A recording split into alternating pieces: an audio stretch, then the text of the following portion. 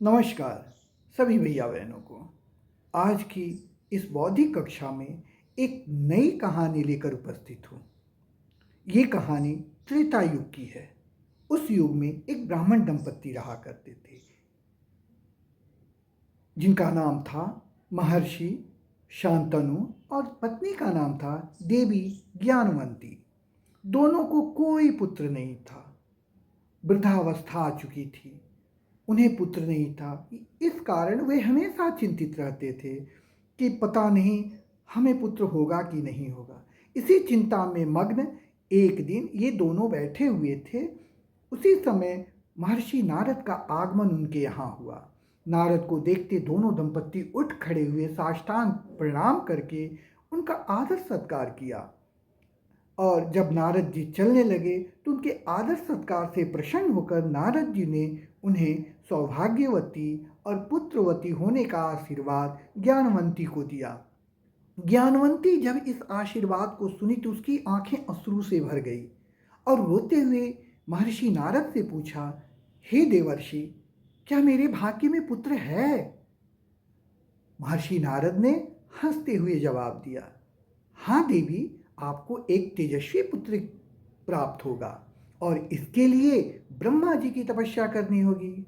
इतना सुनना था कि दोनों पति पत्नी पास के वन में जाकर भगवान ब्रह्मा की तपस्या की। उनके कठिन तपस्या को देखकर ब्रह्मा जी प्रसन्न हुए और आकर दर्शन दिया तथा उन्हें आशीर्वाद भी दिया पुत्र होने का। लेकिन ये आशीर्वाद देते समय ब्रह्मा जी ने कहा कि हे ऋषि, पुत्र तो होगा, लेकिन आपके पूर्व जन्म के कर्म के अनुसार आपकी ज्योति चली जाएगी। इस कारण पुत्र होने के साथ ही आप नेत्रहीन हो जाएंगे दोनों पति पत्नी।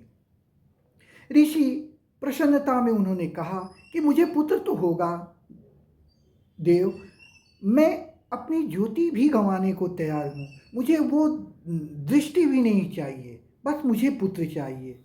और कुछ दिनों के बाद उनके घर एक छोटा सा पुत्र जन्म लिया।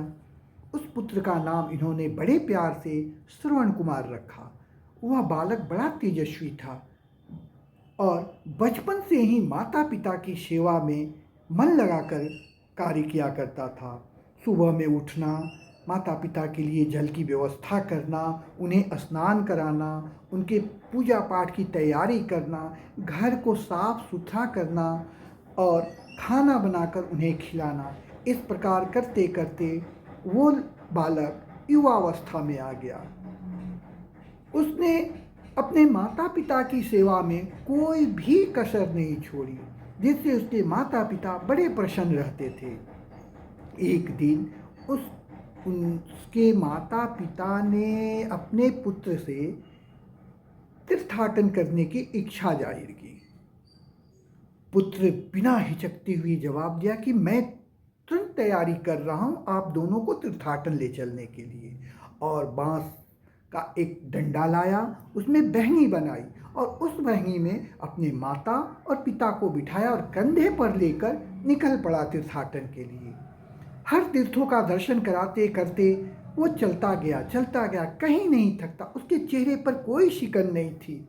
वो अपने माता पिता की भक्ति बड़े ही तन्मयता के साथ कर रहा था। और ऐसे कर तीर्थों का दर्शन करते कराते वो पहुंच गया अयोध्या के किनारे, सरयू नदी के किनारे। अयोध्या में जैसे वो पहुंचा तो वहाँ पर उसके माता पिता को बड़ी जोरों की प्यास लगी। उन्होंने पुत्र से कहा कि बेटा, मुझे प्यास लगी है, मैं पानी पीना चाहता हूँ। पुत्र ने तुरंत उनके बहनी को उतारकर जमीन पर रखा और पात्र लेकर नदी सरयू की तरफ तट पर चला गया। वहाँ जाकर पानी में जैसे ही पात्र को डाला, पानी से गुड़गुड़ की आवाज़ आई। आपने देखा होगा कि बाल्टी में जब आप ग्लास डालते हो तो उसमें से आवाज़ आती है गुड़गुड़ गुड़गुड़ करके। तो इस तरह की आवाज़ वहाँ आई।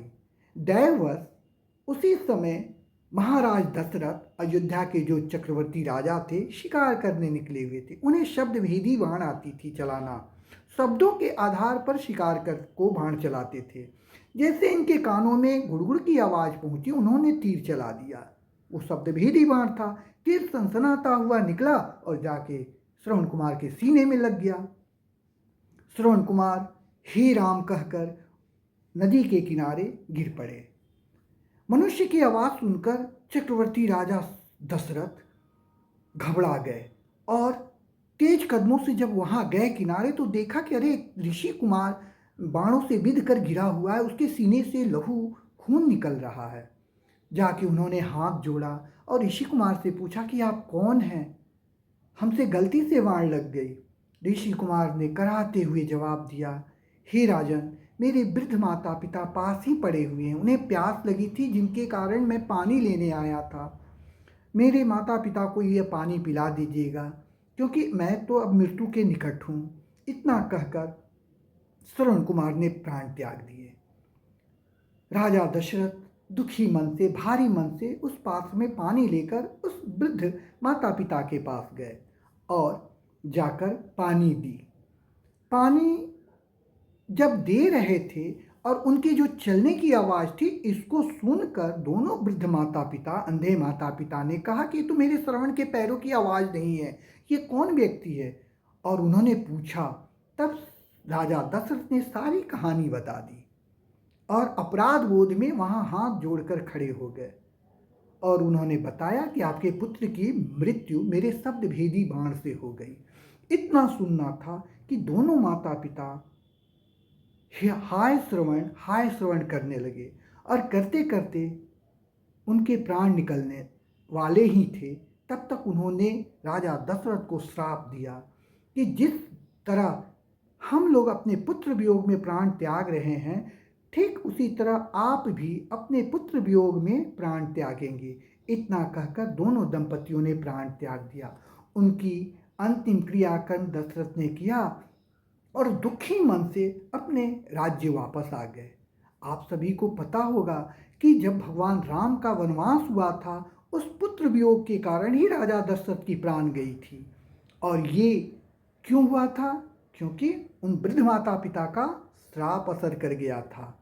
तो इस कहानी से हमें बहुत सारी शिक्षा मिलती है। पहली शिक्षा, अपने माता पिता की सेवा ही हमारा धर्म है और उसे हमें बड़ी तन्मयता से, मन से करना चाहिए। सच्चा पुत्र वही होता है जो अपने माता पिता की इच्छा पूर्ति करता है। माता पिता जो इच्छा करे उसको पूर्ण करने के लिए वो तत्पर रहे, यही पुत्र का धर्म है। दूसरा, गलत कार्य का गलत ही परिणाम मिलता है। गलत कार्य क्या था? राजा दशरथ का जो गलत कार्य था उसका परिणाम उनको मिला। उनको भी अपने पुत्र वियोग में प्राण त्यागना पड़ा। या इस कहानी से ये जरूर सीखे कि हम किसी के मन को ना दुखाए, किसी को कष्ट ना पहुंचाए, क्योंकि उसकी निकली हुई बद्दुआ हमारे ऊपर लग जाएगी और समय आने पर वो फलित भी हो जाएगी। ऐसा कहा जाता है कि प्रकृति जो है वो कभी किसी का अपराध माफ़ नहीं करती, वो उसे रिटर्न देती ही है, उसे लौटाती ही है। चाहे वो कृष्ण हो, चाहे भीष्म हो और चाहे राजा दशरथ हो। इन लोगों की भी कहानी मैं आगे की कथाओं में कहूँगा, तब आपको पता चलेगा कि गलत कार्य का क्या परिणाम होता है और कैसे सामने आता है। आज के लिए इतना ही। फिर अगली कक्षा में उपस्थित होऊंगा और आपको बहुत सारी अच्छी अच्छी कहानियाँ लेके आऊँगा। इसे ज़रूर देखें और हृदयांगम करें। अपने मन में इस चीज़ को बिठाए कि अपने माता पिता की सेवा हमें करनी चाहिए। धन्यवाद।